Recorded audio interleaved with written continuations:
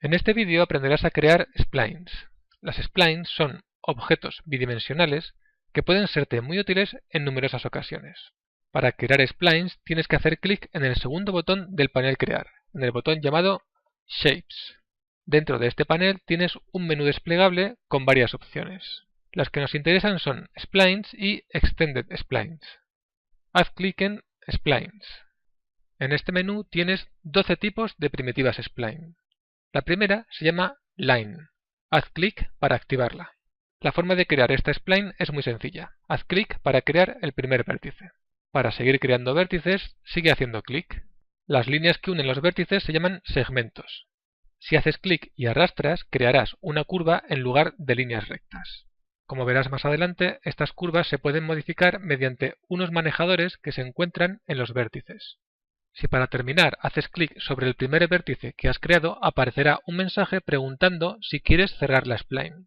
Si haces clic en sí, el primer vértice y el último se soldarán y tendrás una spline cerrada. Si no estás creando una spline cerrada y quieres dejar de crear vértices, haz clic con el botón derecho del ratón para desactivar la herramienta. Cada vez que terminas de crear una spline y empiezas otra, creas un objeto independiente. Line 001 y Line 002. Si quieres que las splines que estás creando formen parte de un mismo objeto, desactiva esta opción, Start New Shape. Con esta opción desactivada, puedes crear varias splines dentro de un mismo objeto. Selecciona una spline y con Start New Shape desactivado, haz clic en rectángulo para crear una spline dentro del mismo objeto. Podrías crear este rectángulo aquí arriba, por ejemplo. Ahora haz clic en círculo y crea un círculo, por ejemplo, aquí dentro. Manteniendo desactivada la opción Start New Shape, el círculo y el rectángulo que acabas de crear formarán parte del objeto Line 001. Puedes seleccionarlo, moverlo y hacer las operaciones que necesites, sabiendo que estas tres splines están dentro de un mismo objeto.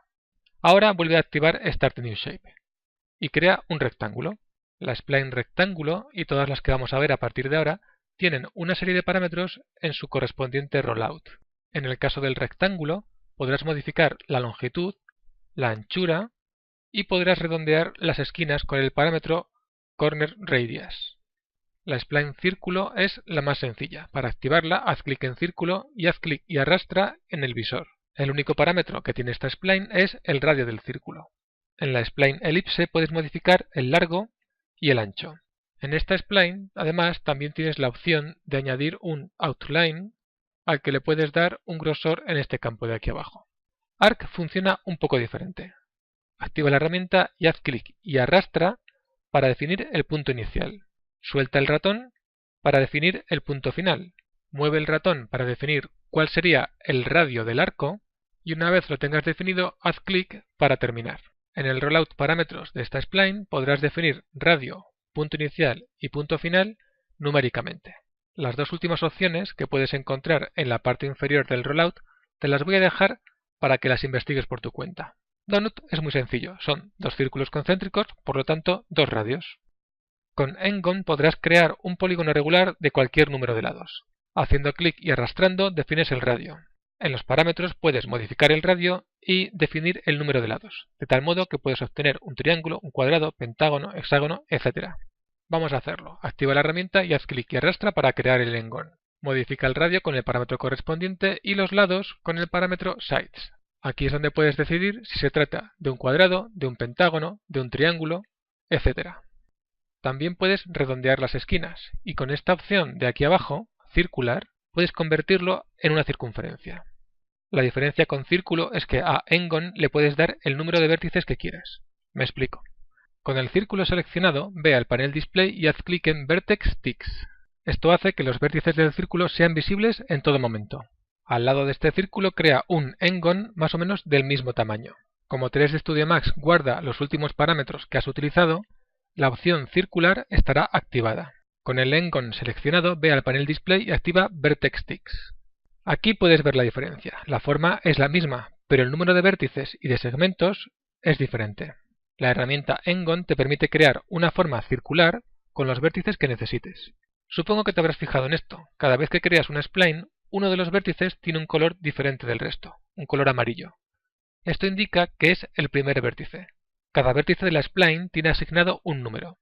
El vértice número 1 es el de color amarillo. Recuerda esto porque es importante, como veremos más adelante. Sigamos. La spline Start te permite crear una estrella en la que puedes ajustar varios parámetros. Radio 1, radio 2, número de puntas de la estrella, distorsión. La distorsión es que los vértices interiores giran con respecto a los vértices exteriores.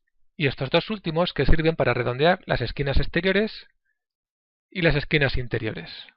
Mejor bajo la distorsión a 0 para que puedas ver más claro el redondeo de las esquinas interiores. Text es bastante obvio. Puedes escribir un texto que 3D Studio Max convierte a spline. En parámetros tienes disponibles algunas de las funciones de un procesador de texto, como tipo de fuente, alineado, tamaño, etc. 3D Studio Max utilizará las fuentes que tengas instaladas en tu ordenador, pero debes tener en cuenta que puede haber fuentes que no te den el resultado esperado. La siguiente spline que vamos a ver se llama Helix, y con ella puedes crear una espiral. Para crearla, pulsa y arrastra para definir el primer radio. Suelta el botón del ratón y mueve para definir la altura. Haz clic y vuelve a mover para el segundo radio. Para terminar, vuelve a hacer clic. Todo esto lo tienes en los parámetros y lo puedes volver a ajustar.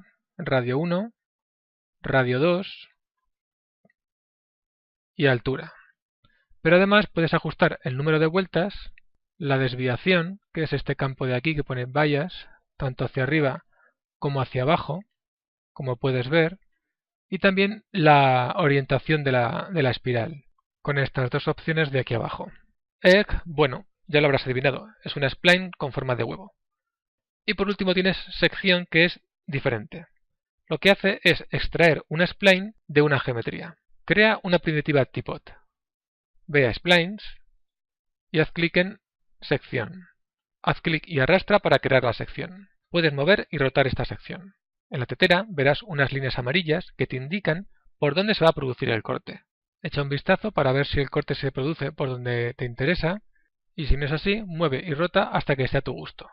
Una vez hayas colocado el plano donde te interesa, haz clic en el botón Create Shape. Crearás un spline donde el plano intersecta a la geometría, es decir, exactamente donde te marcaba la línea amarilla. Ahora puedes seleccionar esa spline y utilizarla para lo que necesites. Estas son las 12 splines estándar. Si haces clic en el menú desplegable y seleccionas splines extendidas, podrás ver otras 5. Estas verás que pueden ser muy útiles en infoarquitectura, aunque pueden servir para cualquier propósito. El proceso de creación es prácticamente igual que en las anteriores. Échales un vistazo y repasa las que hemos visto para familiarizarte con todas ellas.